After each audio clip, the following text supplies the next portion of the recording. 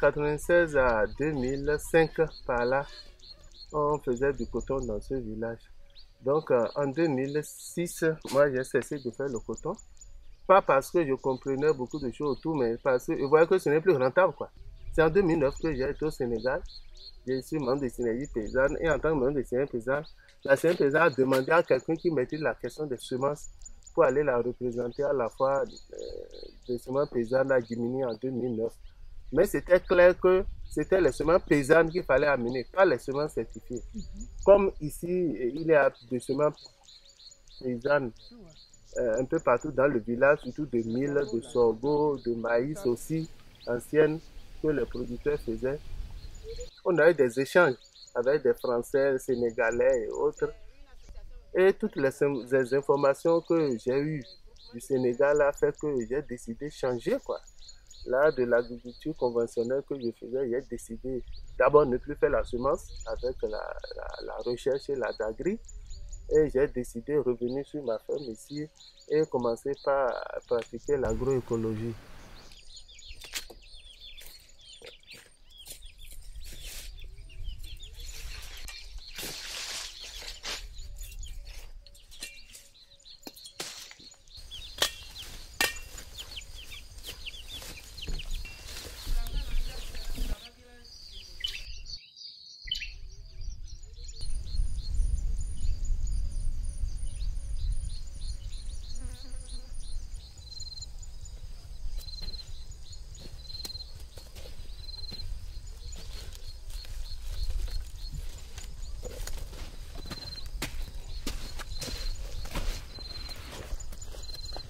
Après les expériences, les gens ont compris que quand tu fais à plat chez nous, ça ne marche pas bien parce que après, le manioc traverse une longue saison sèche, quoi.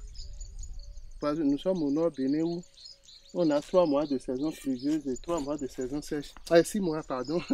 6 mois de saison pluvieuse et 6 mois de saison sèche. On a essayé de travailler avec les camarades paysans ici pour mettre en place l'organisation des ruraux pour une agriculture durable qui est au RAD pour faire la promotion d'une agriculture familiale durable, une agriculture familiale agroécologique où il faut abandonner vraiment, amener les paysans à abandonner les produits chimiques et à se perfectionner dans l'agriculture qu'ils faisaient, l'agriculture de leurs parents. L'agriculture, je veux dire que ici, l'agroécologie n'est pas quelque chose de nouveau. Parce que de gré ou bien je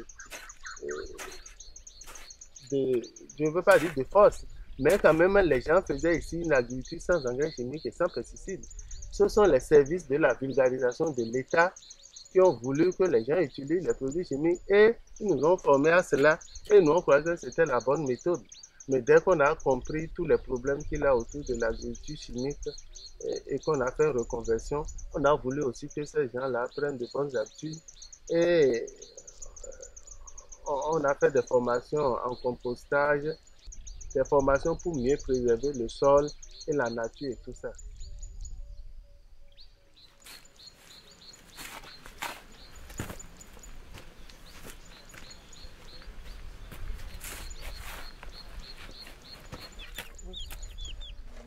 Et ce qu'on a vu aussi, c'est par rapport à la question des semences.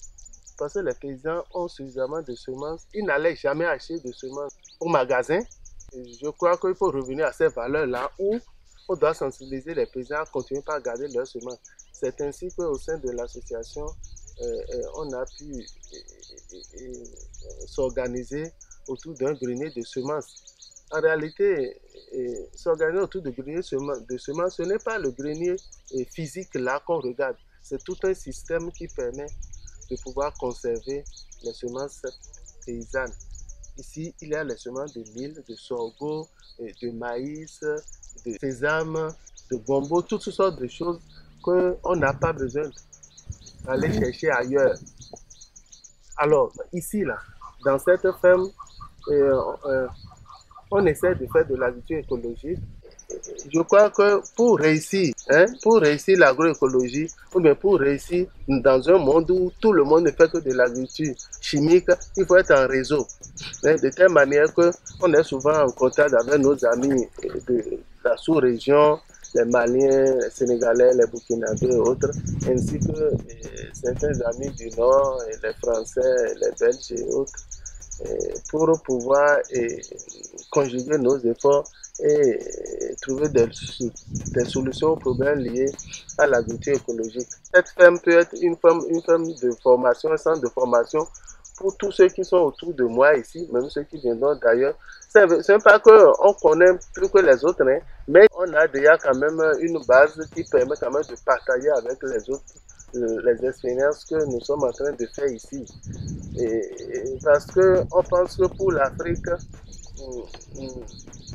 la première chose qu'on peut faire pour nos populations, c'est de pouvoir bien les nourrir d'abord. Ce n'est pas la peine de courir derrière autre chose, que la première chose qui garantit l'indépendance des pays africains, c'est de pouvoir bien se nourrir et se nourrir de ce que l'on produit.